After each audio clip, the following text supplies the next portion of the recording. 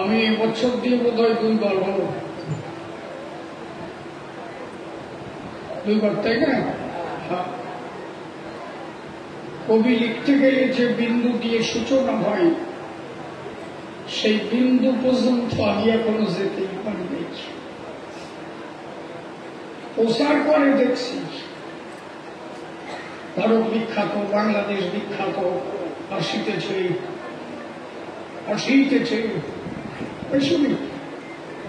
কিন্তু আমি যখন আমার কাছে বিচার করি,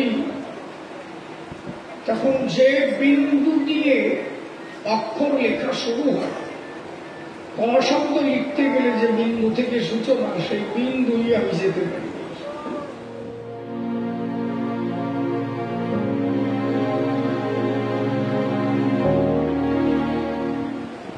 কবি খুব কঠিন থেকে কঠিনতম। কলকাতা ইউনিভার্সিটিতে যেবার কবি গান হয়, কবিরা ছিলেন পাগলা রাজেন্দ্র সরকার। ওনাকে সাহিত্যিক কবিরা বললেন, আপনি কবি গান গাইবেন, যে কয়টা ওয়ার্ড ব্যবহার করবেন, একটা ওয়ার্ডের ভিতরে আপনি ক শব্দ বসাবেন না। ক বর্জিত ওয়ার্ড ব্যবহার করে আপনার গান গাইতে পারবেন। কোন একটা কথার মধ্যে যেন ক শব্দ না থাকে। কঠিন ব্যাপার না? সাহিত্যিক বড় বড় কবিরা বসে আছে। কবি তো 2 ধরনের, একটা চারণ কবি আর একটা হচ্ছে সাহিত্যিক কবি। আমাদের বলে চারণ কবি, আমরা অঙ্কন করি কাব্যের ছবি। এটা তাৎক্ষণিক ছন্দ ছড়াচ্ছে। এই যে আসলে দাঁড়াইছি, যা বলবো প্রত্যেকটা কথায় ছন্দ দেব, তাই না? এখানে তার কাটাকাটি মশামশি করার জায়গা নেই, না সিলেট পেন্সিল আছে, না খাতা কলম আছে, নাকি?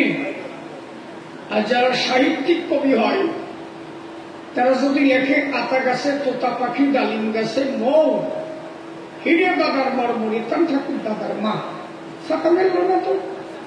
ওই মা কেটে দিয়ে আবার দেখলে এবার মিলানো যায় কিসে? আতা গাছে তোতা পাখি, ডালিম গাছে মৌ, হিরে দাদার মরমরি, থান এইভাবে চিনতে, নাকি? তারা কাটছাট করতে পারে, কিন্তু আমরা যখন আসরে গান গাই, আমাদের কাটছাট করার কোন সময় নাই। যা বলবা তো বলবা, বেরোয় গেছে মানে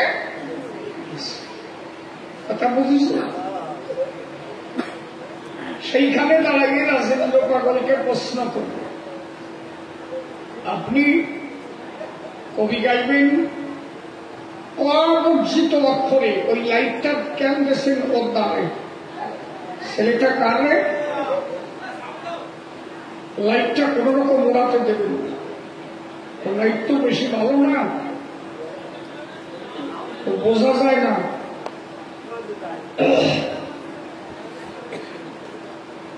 তাহলে প্রত্যেকটা ওয়ার্ডের মধ্যে ক বর্জিত করে গান গাইতে। যখন ওনাকে আলোচনায় দেওয়া হলো, উনি বললো কত সময় গাইতে হবে? বললো ঘন্টা খানেক। বলে না, আমি সারা রাত গাইতে পারি যদি আমার বাবা গুরু সাথে কি পাওয়া। ঠিক আছে, 2 থেকে 3 ঘন্টা গান যখন শেষ হয়ে গেল, প্রত্যেকটা কথার মধ্যে অবর্জিত রেখেছি। সাহিত্যিক কবি যারা রাজেন্দ্র পাগলকে জড়ায় ধরে বলতো যে এইরকম হয়? বললেন হয়। বলে না, যদি আমার গুরুর সাথে কি পাতায়। বললেন আজকের থেকে আপনি কবি সম্রাট। আমরা তো কাটাছাটা করি, লেখালেখি করি, আর আপনি যেভাবে তাৎক্ষণিক ছন্দ সরালেন, এটা কোনোভাবে আমাদের দ্বারা সম্ভব। এই জন্য কবি এ বড় কঠিন। আমার কয় তাই পায়, মূলত ওই জায়গায় আমি কেউ না। সর্বপ্রথম একটা নিবেদন আপনাদের কাছে জানাই, আমি খুব ক্লান্ত। মানে এই মুহূর্তে দাঁড়িয়ে প্রোগ্রাম করার মতো পরিস্থিতি আমার নাই। আমি আমার এই শুক্রবার থেকে বাড়িতে অনুষ্ঠান, প্রায় 9 দিন অনুষ্ঠান হয়। শ্রী শ্রী হরিলীলামৃত গ্রন্থ প্রথম থেকে একদম শেষ পর্যন্ত পাঠ করা হয়, পুরো গ্রন্থ। তারপরে শ্রী শ্রী হরিসঙ্গীত প্রথম থেকে লাস্ট গান পর্যন্ত সেখানে পরিবেশন হয়। শ্রী শ্রী মহাসংকীর্তন সেটাও প্রথম থেকে শেষ পর্যন্ত করা হয়। 3টে আকর গ্রন্থ নতুয়াতে গড়ে, ওই 3টে করতে আমার 7 রাত 7 দিন সময় হল। তারপরে আর 2 দিন, একদিন হয় নীলিমা অনিমার কীর্তন, আর একদিন কবিতা। এবার মানে আর একদিন বাড়বে, একদল কইছে আমরা একটু হলি যাত্রা গাবো, তাতে প্রায় 10 দিন হয়েছে। একা মানুষ দৌড়ে পারি না, খুব কষ্ট। মানে এই একা তো কত দিক, এত দল, প্রায় 200 কাছাকাছি দল হয়, কি একা দৌড়দৌড়ি করা কঠিন ব্যাপার না। তারপরে প্রত্যেক দিন গান, এই আজকে গান গিয়ে সকালে চলে যাব বাংলাদেশ। একদম যাবো না, এত জোর করে বলেছে একজন সাধক মানুষ, তার কথা না রাখিয়ে পারলাম না। তিনি হচ্ছেন রবীন গোসাই, নাম শোনা থাকবে। সাতক্ষীরে বাড়ি, সাতক্ষীরে বাড়ি বর্ডারের থেকে, ওটা হচ্ছে কি বর্ডার যেন পাই, বোমরা বর্ডার, বোমরা বর্ডার মানে বোঝাডাঙ্গা বর্ডার, ওইখান থেকে কাছাকাছি, ওখান থেকে 30 মিনিট সময় লাগে। উনি এমন একজন সাধক মানুষ, আমি তো ওখানে গেছি। উনি একটা মোটরসাইকেল নিয়ে রাস্তা দিয়ে চলছে, একদম বাড়ির পাশে একটা নদী আছে। উনি চলতে চলতে নদীর মধ্যে দিয়ে মোটরসাইকেল চালাইয়া চলে গেল, এখনো বেঁচে আছে। আপনি দেখেই বুঝতে পারবেন না যত বড় সাধু। ছোট ছোট চুল, কোন সময় প্যান্ট পরে, কোন সময় গেঞ্জি পরে, সেটা আলাদা ডকের লোক। আমি প্রথম যেবার গেলাম, এই লোক আবার সাধু কি ছোট ছোট চুল, ওই গ্রামের গ্রামকে ওরা শিশু এটার মধ্যে এত ভাগ পাইলে কি বলবো। রাস্তা দিয়ে গাড়ি চালাতে চালাতে মোটরসাইকেল নদী দিয়ে ভার করে নিয়েছিল। এবারে যখন আসলো গোসার কাছে বললো কি আপনি এই নদীর মধ্যে দিয়ে গাড়ি চালাইলেন, নদী নদী সে তো আমি জানি। মানুষ কিভাবে ভাবনায় বিভাবিত হলে, ওর ভাবনায় যুক্ত থাকলে সে নদীও চিনতে পারে না যেটা নদী কি। এরা পুরোভাবে হরি ভাবনার সঙ্গে যুক্ত ছিল। উনি এমন ভাবে ধরছে, এইসব মানুষের গান না গেয়ে পড়া যায়, শেষে গান না বলে দেবো শালা তোমার গান গাইতে বোঝা নাকি। আমার সাধকরা বোঝো না, আমি তো সেলাবাসের মতো, ওরাও বলবাস। গান গাই গান। আপনাদের সকলে নিমন্ত্রণ, যাবেন সবাই, দলবল নিয়ে যাবেন, সদল বলে যাবেন, গাঙ্গনাপুর স্টেশনে নামবেন। গতবার শ্রদ্ধবাবু কার্তিক মন্ডল মহাশয় উনি গিয়েছিলেন, আমার কথা রেখেছে। আমি বলেছিলাম আপনি হ্যাঁ বলে, ওই যে ঘুরে গেলি তো আমি মনিটর করি না, ওনাকে কম সামনে আসুন, যারা তো সামনে করব না, খালি আমারে তারাও কেন, ওনাকে কবিতা আসবে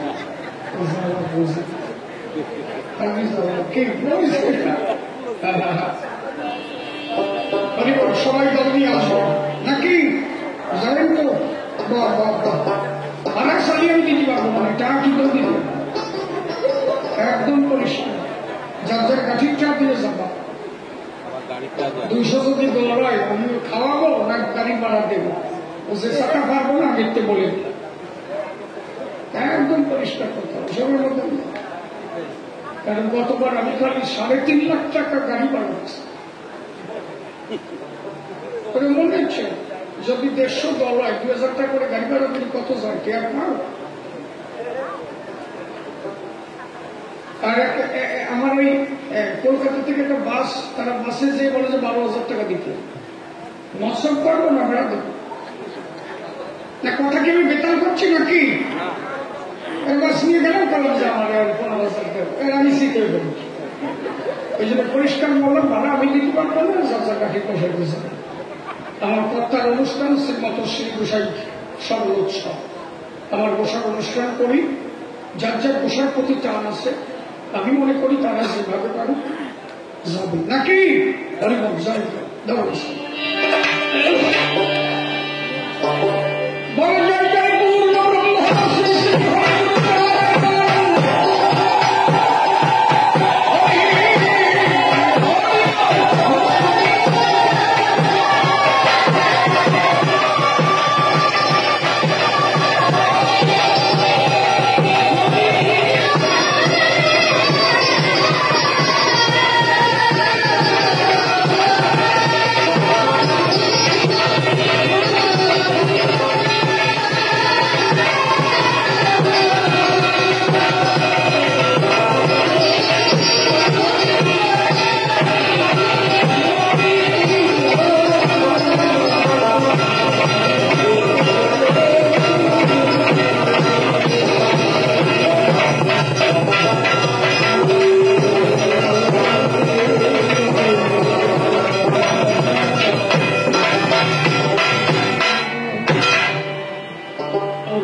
বিষয়বস্তু আপনারা শুনেছেন সবাই। হরিবল, হ্যালো চেক চেক, হ্যালো পরিষ্কার হচ্ছে না, দেখা হচ্ছে না,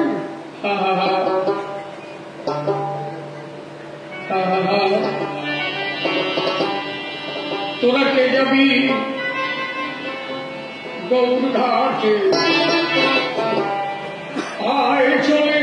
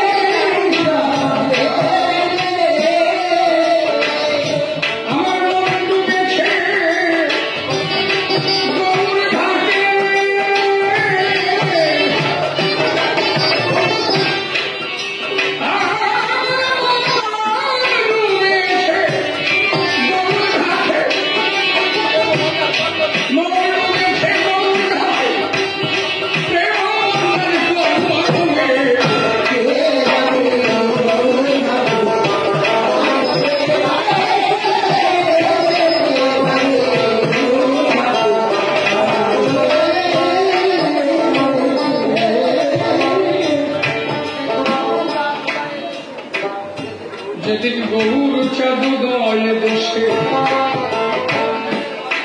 গৌর প্রেমের বন্যা এসে সুরধন যায় ভেসে অদ্বৈতে মিলনে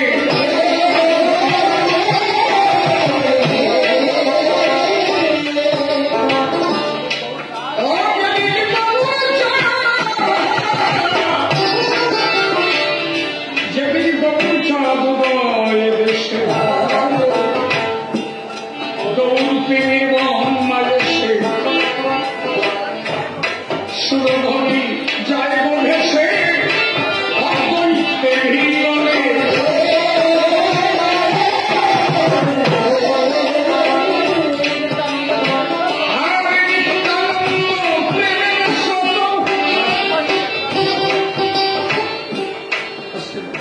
শোনা যাচ্ছে না, পরিষ্কার হচ্ছে না, ভেজা হয়ে যাচ্ছে। নিত্যানন্দ নিত্যানন্দ প্রেমিক, এখানে কি হচ্ছে যেন বেচার হচ্ছে, হামি হচ্ছে। নিত্যানন্দ প্রেমের স্রোত এখানে আসো, দেখে যাও, আসো, চাপাচাপি করে দেখে না, রোগ না করে সাপ দিন তো রুগী মরে যাবে।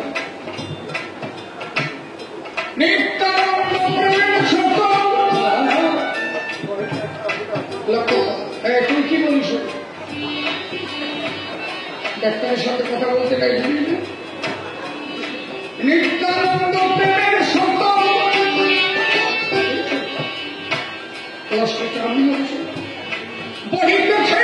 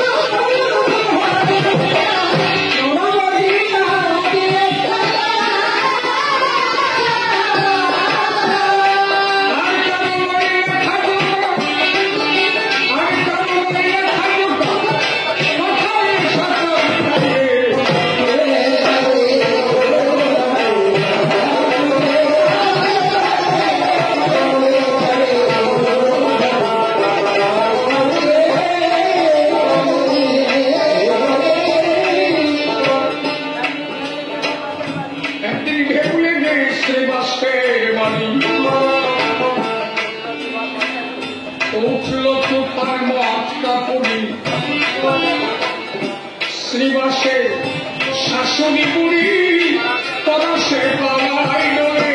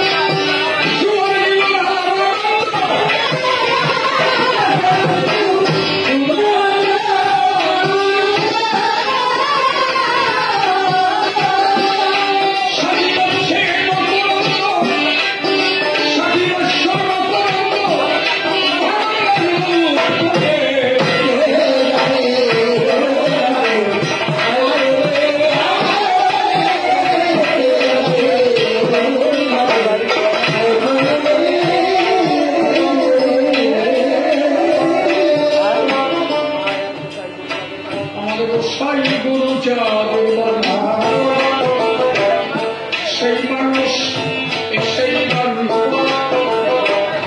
প্রেম বন্যায় ভাষায় রমণী হীরামন্তর সব দিলে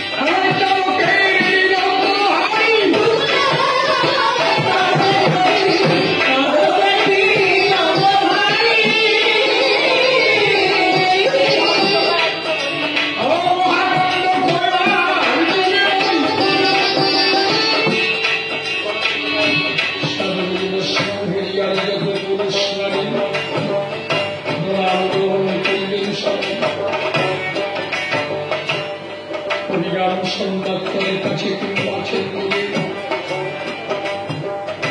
যে যেখানে যে অবস্থায় অবস্থান করে সকাল নিরাপদে আমি প্রত্যেকের সেবার মধ্যে ভক্তিপূর্ণ আমার গোলকতার মতো মহানন্দ এসে গেল হৃদয়ে আনন্দ আমি অজ্ঞান অভাষণ সে মন ভিতরে ভক্তি কুসুম পূজা হৃদয় ধরে দেহ করি ছেড়ে দিলাম ধরিয়া ভাবুক প্রেমিক করিল সেই তোমাকে চেষ্টা জানি আমি অতি দিন অভাজন কৃপা কর মশাই মনে বসে তবরাম নিজ গুণে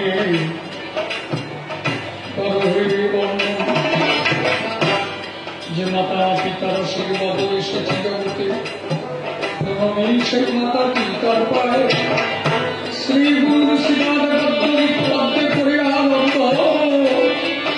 শুদ্ধ চিত্তে তোমাতে আমি তার আলোচনা অবশেষণে সহিল নাম ভূমিকায় আমি আর শিশির না আমি আগে যখন কবিগান গাইতাম আমার প্রায় কবিগানের বয়স 20 বছরের উপরে হয়ে গেল একটা টাইম খুব বাজে কথা বলেছি কবিগান শুধু আমি না আমরা তো তবু অনেক সংযত করে কবিগান গাইতাম আর এখন তো আমি মোটেই বলি না বাজে হয়তো রেকর্ড হয়ে গেছে আগেরটা তাই শোনা যায় একটা টাইম এই কবিগান যখন হতো মারা কবিগান শুনতে যেতে পারত কঠিন থেকে এই কবিগানটাকে সংস্কার করেছে আমার তারা আবার তারা বললেন যে হরি কথা করবো বাসে কথা কেন যে কথা ছেলে মেয়ে মা বাবা সবাই মিলে শুনবে আমার হরিচাঁদের কথা শুনবে আমার গুরুচাঁদের কথা শুনবে মানুষ সেই কথা শুনে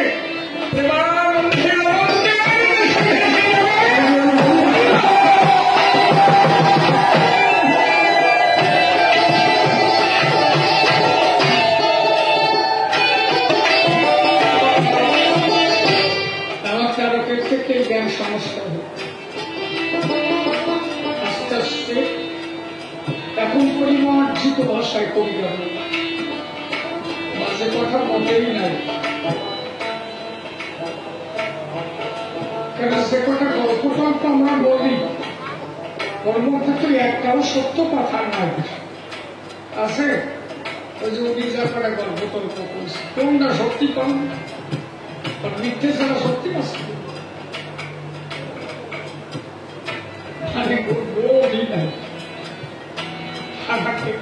আমাকে একটা মনে করে না বলে কত প্রশ্ন দিই আমার গাড়িতে একজন আসছে তখন একটা মাসে বলে আমাকে বই নিয়ে যাবে আমি আসতেছি ঠিক আছে চলো চলো বাড়ি কোথায় সে ঠিকানা ঠিক মতো বলতে বসাই শুরু গাড়িতে উঠিস ঠিক আছে যদি কেউ ধরে চলে তুমি কোনো কথা টথা করি আমি বলবানি যে ওই লোক বোবার কথা বলতে পারে কারণ তোমার যা কথা তোমার ডর তোমার ছাড়াই যে আমি মার খাবো না ঠিক না উনি কয় যে ঠিক আছে আমার যদি ধরে আমি কবানি যাবি কথা বলতে পারি এই জাত মানিছে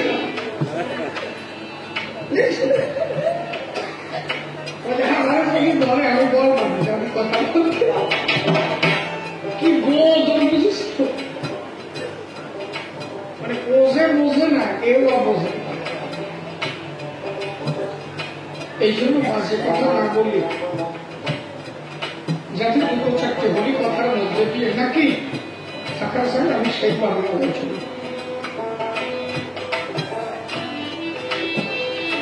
আমি ভূমিকাতে রাজেন্দ্র পাগল কাঠি বোকার বিপক্ষ নকল দত্ত হয় যেভাবে প্রশ্নপত্র তুলে ধরেছে সমাজত্র তার সমাধান দিতে চাই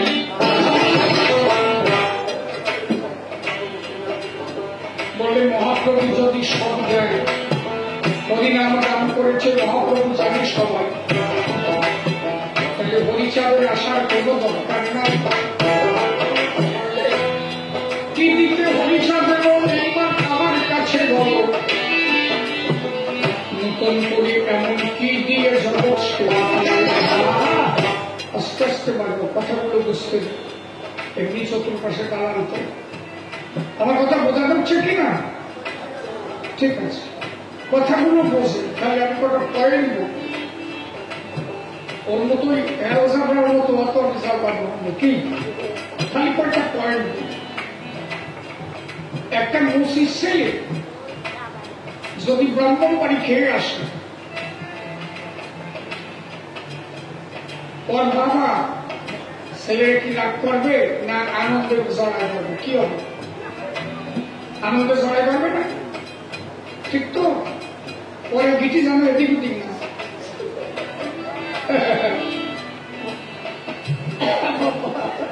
ভালো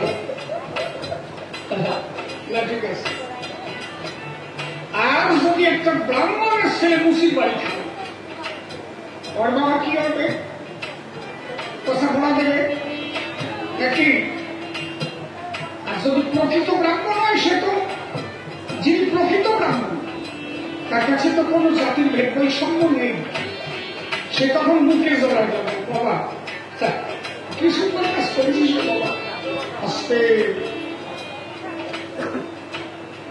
এটা আবার ক্লান্তি আসলে এত রাত্রে আও নাকি ঠিক আছে বসো চুপ করে বসো কথা বলে শোন তাহলে যদি প্রকৃত ব্রাহ্মণ আমরা যদি মূল সত্য জানি সেই ঠাকুর মশাই যদি মূল সত্য বোঝে যে প্রত্যেকটা জীবের ভিতরে একই সত্তা কথা আমার ভিতরে যে এটা কুকুরের মধ্যেও সে এটা পাখির মধ্যেও সে একটা পিঁপড়ের মধ্যেও সে একক বহুষা তিনি এক থেকে বহুতে পরিণত হয়েছেন আমার মধ্যেও যে কথা কয় আপনার মধ্যেও সে কথা কয় আত্মার উদ্দেশ্যে প্রত্যেকটা জীবের ভিতর তাই সেখানে দাঁড়ালে তো কে মুসি কে মেথর কে ব্রাহ্মণ তোর কাছে কি নাই তাহলে প্রকৃত ব্রাহ্মণ হয়ে সে জড়ায় ধরবে তার বাবা এর মূল সত্য তুই বুঝে গেছিস। মানুষের কোনো জাতি ভাই লালন গাইলেন না, সব লোককে কয় লালন কি জাত সংসারে, ফকির লালন বলে জাতির কি রূপ, দেখলাম নারী মাঝে সুন্নার দিকে হয় মুসলমান, নারীর কবি কি হয় বিধান, ব্রাহ্মণ চিনি পৈতে প্রমাণ, ব্রাহ্মণই চিনি কি করে, একটা পুরুষে ব্রাহ্মণ চেনা যায় পৈতে বিবাহ, ওনার স্ত্রী তো ব্রাহ্মণ পৈতে পৈতে থাকে না, একটা নগর বউ যেমন একটা বাউলের বউ যেমন, কোনটা কার বউ এটা বাইক আমার কথা না, এটা লালনের কথা। কি পাগল কি পাও, ওই তো যে পাগল আছে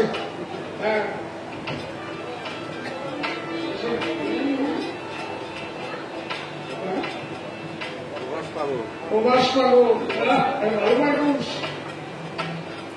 কি মানুষ অনেক কথা কইয়াছে, ভালো মানুষ। আর অশ্বিন বুঝে লাগছে না, যার হয়ে কথা কইতে কইতে নয়ন জলে গরম ভাষায় মহাদেশে তার হয়ে মানুষ, যার হয়ে কথা বলতে বলতে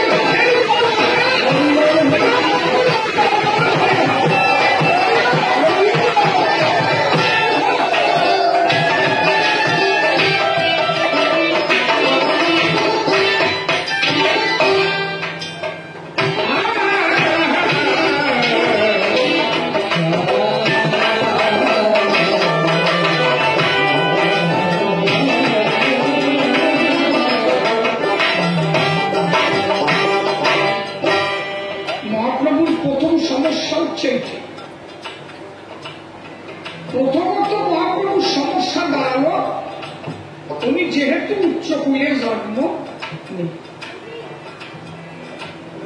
এই উচ্চকুলের জন্ম নিয়েই দেখলো যে জাত মারা গেছিল, ব্রাহ্মণ কুলের জন্ম নিয়ে যখন নিচু মধ্যে নিঃসবের ভিতরে গিয়ে হরিনাম দিতে লাগলো, ওনার জাত ভাই শত্রু হয়ে গেল। এগুলো জানতে চৈতন্য ভাগবত করো, চৈতন্য চৈতন্যিত করো, চৈতন্য মঙ্গল করো, মুসলিম। এই যে ব্রাহ্মণ্যবাদের বিরুদ্ধে প্রথম লড়াই কেনা করে, সেইটাই হচ্ছে মহাপ্রভু। মহাপ্রভু মূল সত্যটাকে বোঝাতে চেয়েছে, মানুষের কোনো জাত হয়, কিন্তু যেহেতু উচ্চ কুলিয়ে জন্মাইয়ে যখন নিঃস্ব কুলিয়ে যে একসাথে খেত, এই বাবুদের গায়ে জাল দিয়ে আরে আমাকে বাড়ি সব তুই মুসলিম বাড়ি খাস, চন্দ্র একটু হরিনাম দিস। মহাপ্রভু দেখলো আমি যদি নিচু কুলে জন্ম নিয়ে উঁচুতে মিশতাম তাহলে এই কথা আমার থাকতো না, তাহলে আমি নিচু কুলে জন্ম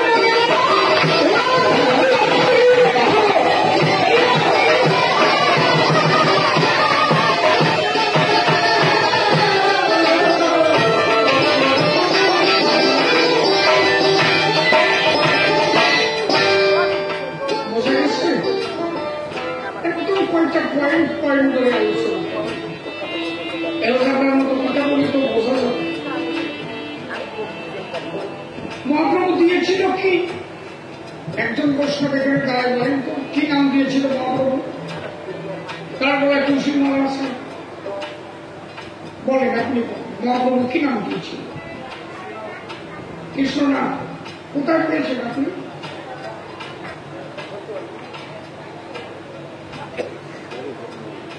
আমি ইসলাম মাঠে দাঁড়িয়ে বলাবো, বলেন কি নাম দিয়েছিল? মহাপ্রভু নাম দিয়েছিল হরিনাম। মহাপ্রভু চৈতন্য ভাগবতে নিজে বলেছে 16 নাম 32 অক্ষর হচ্ছে তন্ত্র, হরিনাম হচ্ছে মহামন্ত্র। তাই বই কি করে রাতে দেখা তোমার ওই নাম যজ্ঞের প্যান্ডেলে বড় করে রাখে, তারা ওগুলো বলি বোঝাই নেই যে কোনকে তার ওগুলো বলি। হরিনামই হচ্ছে হরি। সাতটি মহাকাব্য ইলিয়াড, অদিতি, রামায়ণ, মহাভারত, তার মধ্যে মহাভারতে একটা নাম, এই 4টি মহাকাব্যের মধ্যে একটা নাম পাওয়া যায়, সেটা মহাভারতের প্রথম পেজে। সর্বশাস্ত্র বীজ হরি নামে কি অর্থ? অন্ত নাহি যার বেদিও কিছু। কথা বোঝা যাচ্ছে কি? কেন হরিচাঁদ কাশতে হলো? খালি শোনো, মহাপ্রভু যা দিছিল এইটা যদি বস্ত বই লাগিয়া তাহলে হরিচাঁদের আসতে হতো। বোঝেই নাই তো।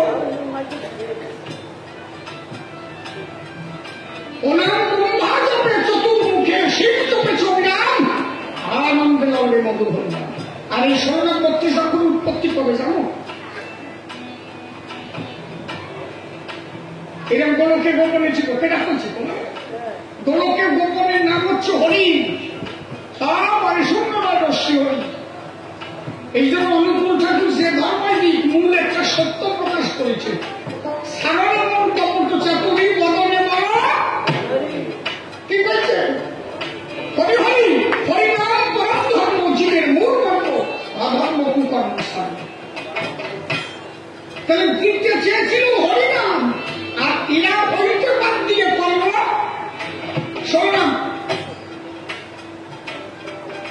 মহাপ্রভুর বইগুলো অধ্যায়ন করো, সেখানে মহাপ্রভু নিজে বলছে হরিব হরিব। আরে বইটা বিরক্ত বইটি মরণ, এটা মহাপ্রভুর উপরে না নাকি? মহাপ্রভু কৃষ্ণ শব্দ উচ্চারণ করেছে, শুধু কৃষ্ণ শব্দ। উনি বলেছেন হরে কৃষ্ণ হরিব। কোন শাস্ত্র আপনি দেখাতে পারবেন না যে মহাপ্রভু কোন জায়গা বলেছেন হরে কৃষ্ণ কৃষ্ণ কৃষ্ণ হরে হরে, হরে রাম হরে